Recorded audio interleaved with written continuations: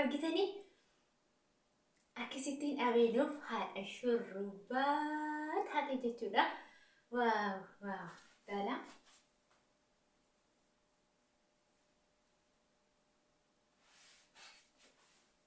mor nan bareedaare waaw garbii bakka gaafa abbaan manaa keessanii iddoo hojii isinii qabattee dhufte yoo jetta shurrubbaadha achi dhufee jira jechuudha.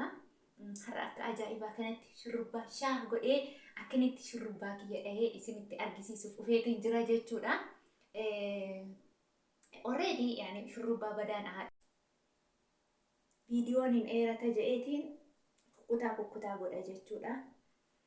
Maaliif viidiyoo yoo dheerate nama nuffisiisa nama jibbisiisa jechuudha.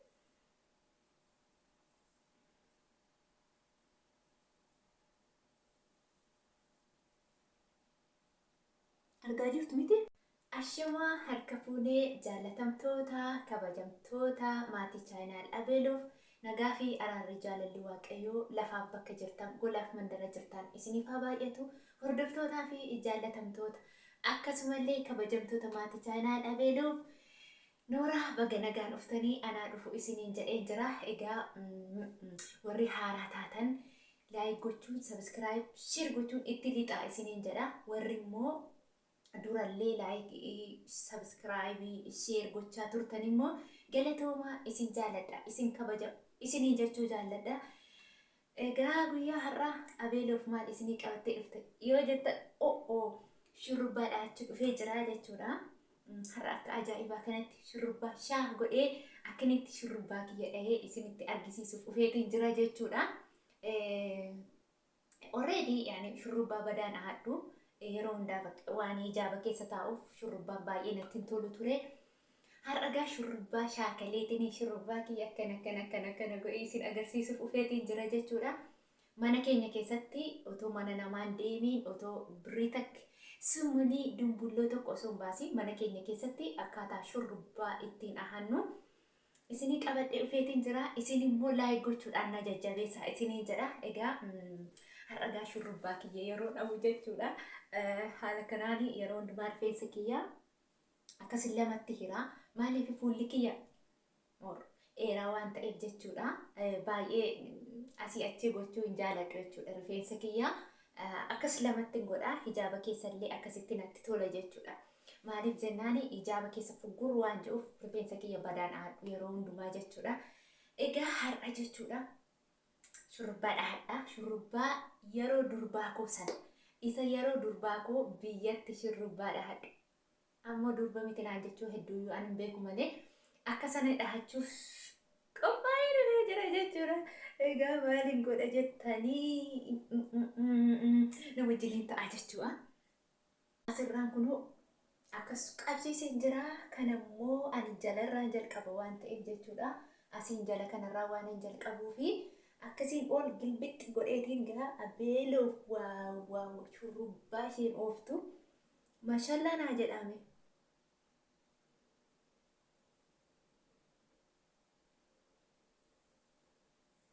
Abbaan barbaadan immoo jechuudha.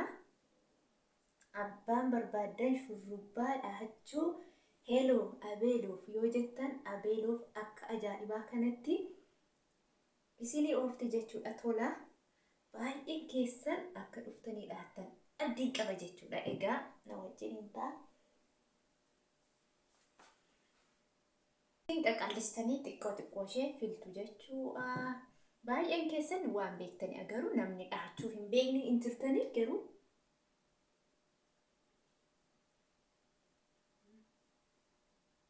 akkasii waliin oofna jechuudha.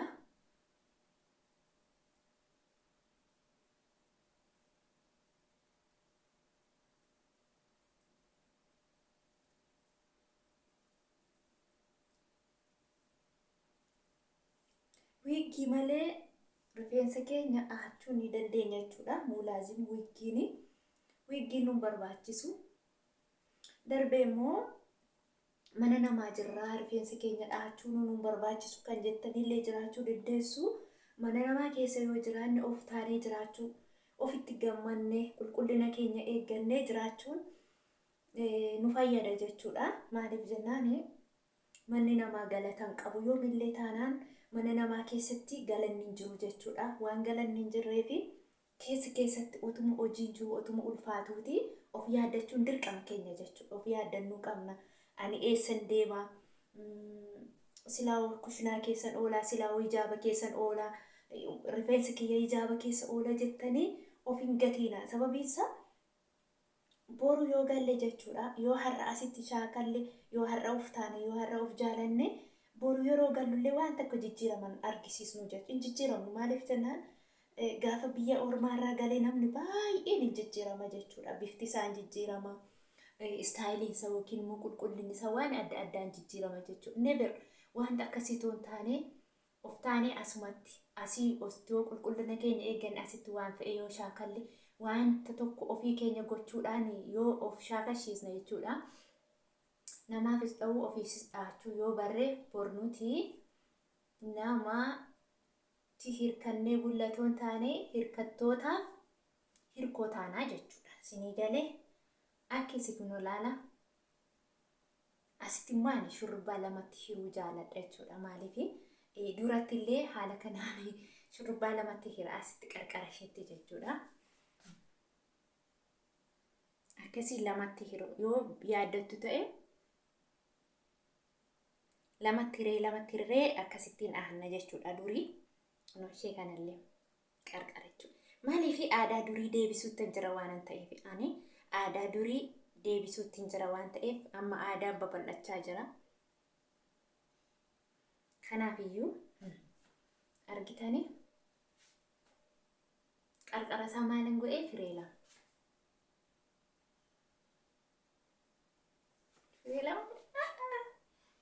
Beeloo shurrubbaa maashaallah maashaallah shurrubbaa qarqar tanaan jedha egaa sinuu beektu gaa. Beeloo fileesh qarqaru mindinoo qarqaruu jechuu ni dandeessu.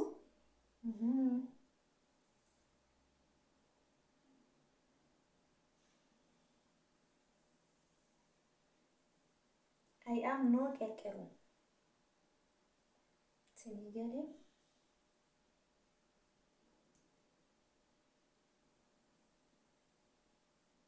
Duratti illee biyyatti jechuudha. Dhugaa dubbachuuf yeroo bara'us yeroo maatii koo bira jirullee jechuudha. Namaa dhaheen haadhaan. Namaa dhaheen haadha malee egaa akka beektan birrii shanfaatiin mataa dhahatu. Birrii shanfaatiin mataa dhahatna turre. Mor mana mataa waaqan immoo birrii 10 faatiin dhahatu turan jechuudha. Birrii 10 waan akkasiin dhahanna turre jechuudha. Na meezoo tokko baasee dhahadhee meeku rifeensa kiyya meezoo tokko jechuudha. Dhugaa meezoo tokko baasee rifeensa kiyya dhoobsisee dhahadhee beeku jechuudha. Dhaheen dhahadha ture ijoollee goddanyoota koof naan dhahaa isaan immoo anaaf deebisanii naa dhahuu jechuudha. Akkasitti ture malee rifeensa kiyya nama dhoobsisee hin beeku jechuudha.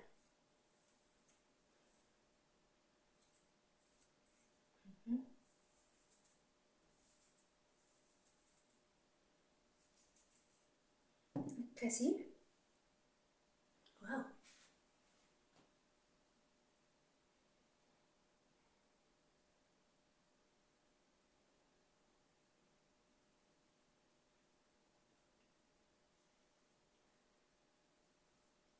ofumaa ogeessa taana jechuudha. Ogeessa ta'a yoomillee taanaan ogeessa ta'uu qabna jechuudha.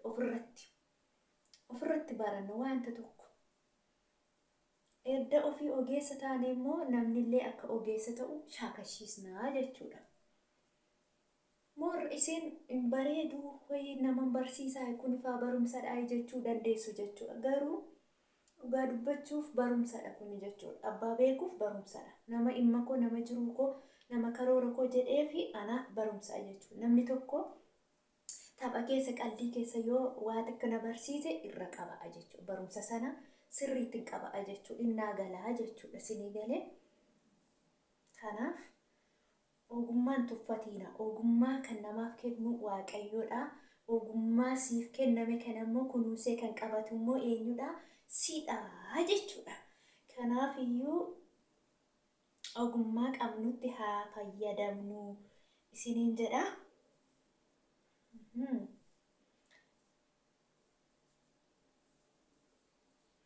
Keessumaa immoo yeroo ammaa kana jechuudha, dhugaa dubbachuuf manni rifeensaa baay'ee qaalii garmalee ta'ee jira jechuudha. Garmalee safara kan hin qabne jechuudha.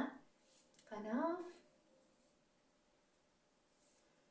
ani dhaqu, ani deemu mana rifeensaa, ani deemu ofii kiyyadha hadhaa malee hin deemu, abadan hin deemu. Meeji tokkoon baasu mana rifeensaatti.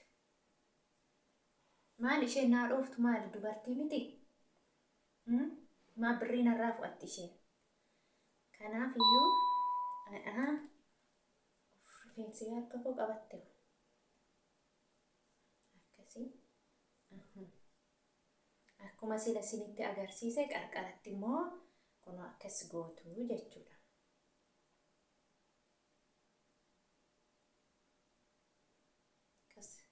Qarqaratti lamatti jirtu.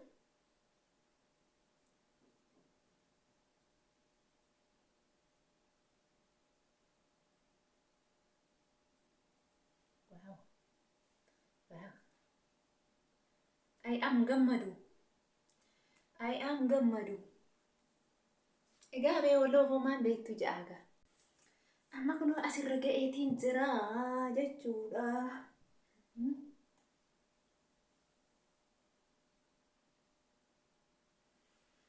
Qaata fixee jechuudha. Maashaallah. Akkatti natti tole wayyoo akkatti natti tole. Abee loof silaa akkanatti shurrubbaa dhahu beektaa jettu. Gaafa mana koo uftan immoo akka ajaa'ibaatti jechuudha. Akka ajaa'ibaa kanatti isiniif dhaha. Na jala kachafee natti fakkaata dhuga gooftaa. Badaa mastaayitiin natti mul'isu. Mastaayitii miti. Moobaayilii jechuudha.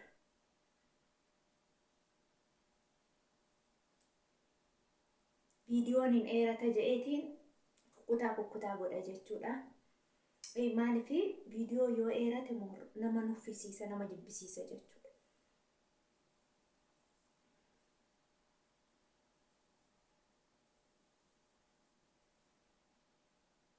Argaa jirtu miti?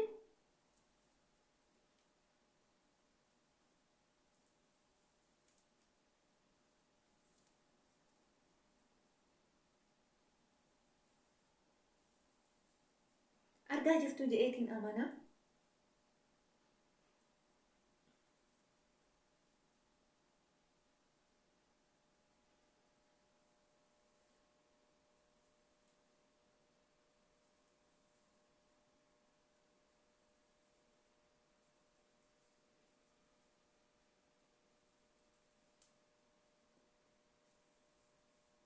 Abbaan ahachuu barbaadan lakkoofsa koo isinii kennaa. Lokeeshinii koo isinii kennaa. Lakkoofsa koo isinii kennaa. Dhuftanii firii shurrubbaa dhahachuu. Firii dhahattu jechuudha. Qimixi yoon riyaala takkitti isin harkaan fudhadhu jechuudha. Riyaala takkitti. Dhuftanii akkasumatti dhahattanii galtuu jechuudha. Ndawum otoo arga'eeti immoo a'aasinii dibee sin galchaayu. Akka durii sana yaaddattu miti mataa keessan isinii dhahee a'aasinii dibee bakka a'aara'ee yoo barbaadan koottaa yaa. A'aara'ee yoo barbaadne jettan immoo a'aara'ee isinii dibee isin galchaayu.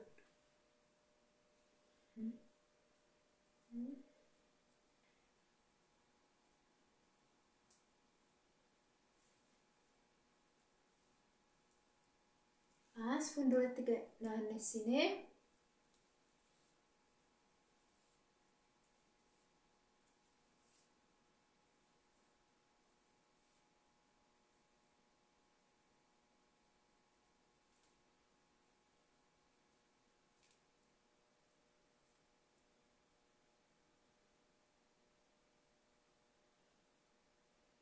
akkasii.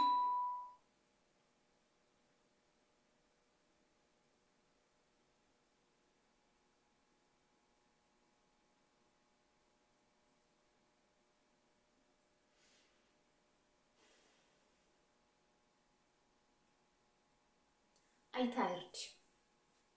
Tu madaamin kaatee gudiin kiyya gadi ufte har'ela. Gudii kiyyatu gadi ba'aa siniin jedhe ka amma kutaatti galee.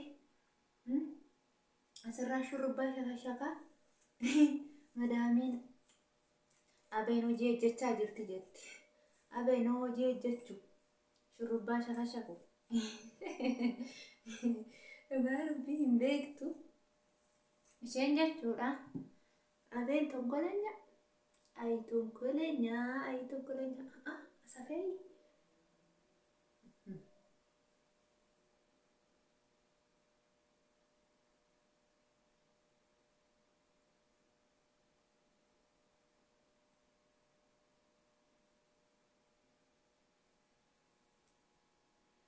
Takka gajallaalaa walla waamna gadina waamnaan gidduutti dhaabii fiigii sokki jedhika.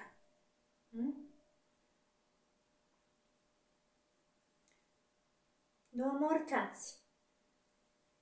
Yaa Rabbi daddafee fixadhee hin qaqallisne jechuudha. Qaqallisuu dandeessu garuu kana caalaa qaqallisuu dandeessu. Kanarrallee fufurdisuu dandeessu. Ani sababa qaqallisuu hin dandeenyeef jechuudha. Yoo na waaman immoo gudii kootu gadi dhufaa. Kanaaf jennaan daddafee akka naa uumuu fi yookiin immoo akka dafee xumuruuf jechuudha.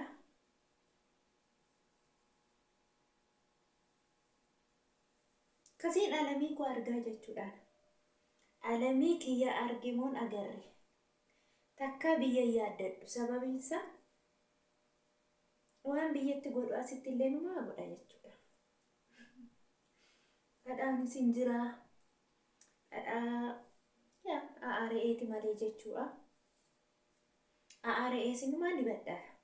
Waanuma ani hin dibanne illee hin jiru jechuudha. Waanuma abeeloo fi hin dibanne hin jiru.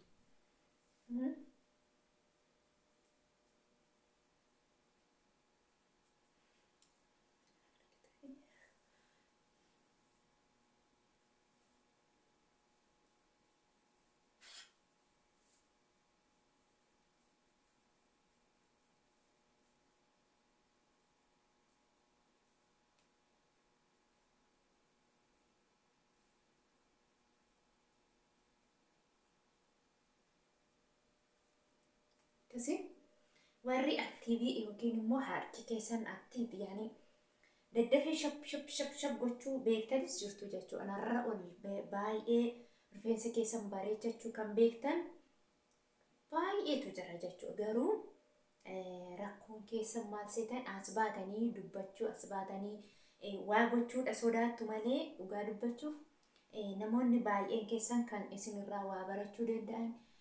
Kan naawolojii yookiin immoo konfiidensii addaa qabdan jechuudha.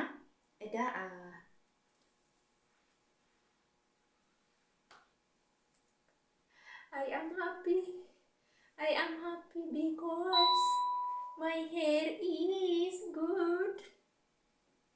Argitanii yaa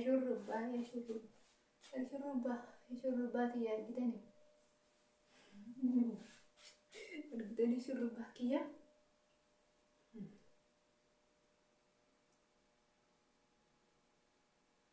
Asilaala. I am shurrubbaadha jechuudha. Namatti tolu dhugaa. Nama dassata jechuudha. Argitanii akkasittiin abeeloof haadha shurrubbaa taate jechuudha. Waaw dhala.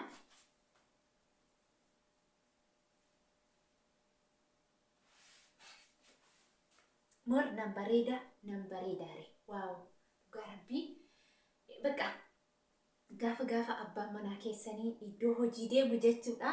Mataa keessan akkasitti shurrubbaa dhahattanii akkasittiin jechuudha. Mana tsaree kan fakkaatu godhadha. Yeroo abbaan manaa kiyya manaa deemu jechuudha. Dhugaa Rabbii siniin jaa. Waaw abeeloof anti abeeloof. Akkasittiin gaa abbaan manaa keessan yeroo gara manaatti deebi'u jechuudha. Akkasiin shittoo kana fuutaniitiin shittoodha achitti na jalaa hafe malee jechuudha. Shittoo kana fuutanii bis gootanii yeroo abbaan manaa keessan dhufu jechuudha. Why my love jechuudha baqa. Kanuma jechuudha. Bareeda hin bareedaare. Isin immoo laayikii naa godhaa. Egaa shurrubbaan har'aa kana fakkaateetiin jira. Guyyaa itti aanutti immoo waan biraa isinii qabadhee dhufa. Erga rifeensa keenya akkasitti dhoofnee kaanee immoo zayitii maal akka itti fayyadamnu immoo isinitti argisiisa jechuudha. Garuu isin immoo laayikii gootanii akkana jajjabeessitan abdii guddaa qaba jechuudha. Moor ilaalaa. Akkatti inni asitti firiizii ta'ee jechuudha. Asitti firiiziidha. Asitti firiizii ta'a jechuudha. Farrazamee ol deebi'a jechuudha. Yoo gadi buttan akkas fakkaata. Laayik godhaa. Turtii biraa walitti deebinitti isin jaaladha. Isin kabajaa.